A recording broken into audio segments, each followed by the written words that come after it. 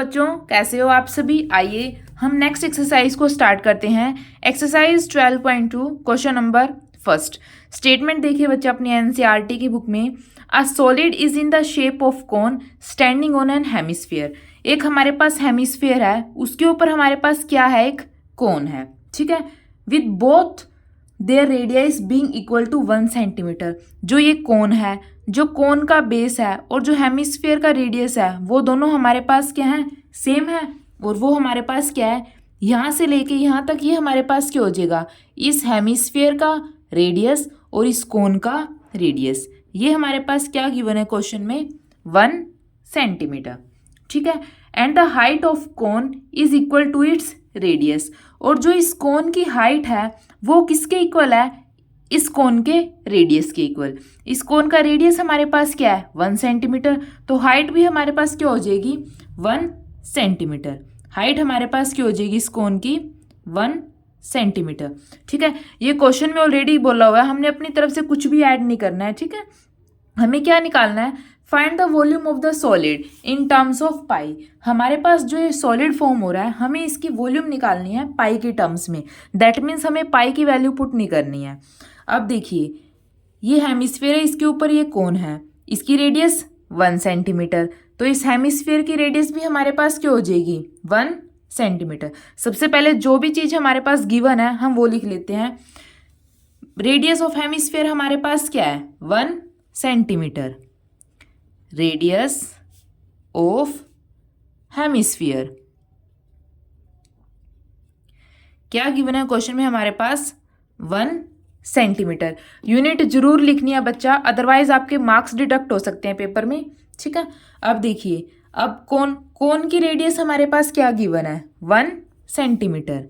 Radius of conical part वो भी हमारे पास क्या है, 1 सेंटीमीटर।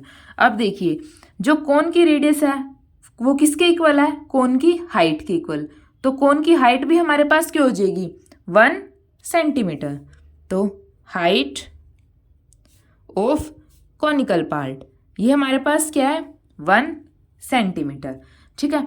अब देखिए यहाँ से लेके यहाँ तक ये हमारे पास क्या है, इस हेमिस्फीयर का रेडियस है, तो ये भी हमारे पास क्या है, 1 सेंटीमीटर।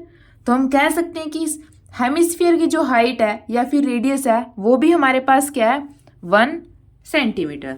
अब हमें क्या निकालना है, इस सॉलिड की वॉल्यूम निकालनी है। टोटल वॉल्यूम ऑफ सॉलिड, ठीक है।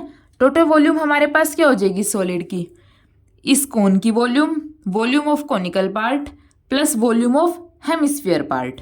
तो हमारे पास क्या हो जाएगी, volume of cone plus volume of hemisphere, ठीक है।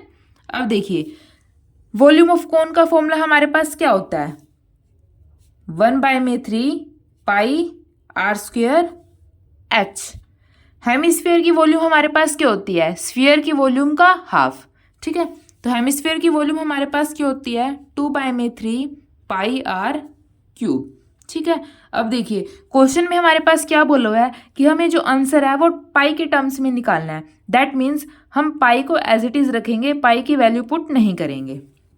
तो देखिए 1/3 इंटू में पाई इंटू में आर, रेडियस हमारे पास क्या है कोन का, 1 सेंटीमीटर, तो 1 का स्क्वायर, इंटू में हाइट, कोन की हाइट भी हमारे पास क्या है, 1 centimetre, 1 plus 2/3 pi r cube. अब देखिए हेमिस्फीयर का रेडियस हमारे पास क्या है, सेम 1 सेंटीमीटर, तो यहाँ पे हमारे पास क्या हो जाएगा, 1 का क्यूब, ठीक है। अब देखिए ऊपर हमारे पास 1 का स्क्वायर 1 की 1 के साथ मल्टीप्लाई करेंगे तो 1, फिर 1 की पाई के साथ मल्टीप्लाई करेंगे तो पाई, तो यहाँ पे क्या आ जाएगा, पाई डिवाइडेड बाय में 3 प्लस 1 का क्यूब 1, ऊपर 1 की 2 पाई के साथ मल्टीप्लाई करेंगे तो 2 पाई डिवाइडेड बाय में 3, ठीक है।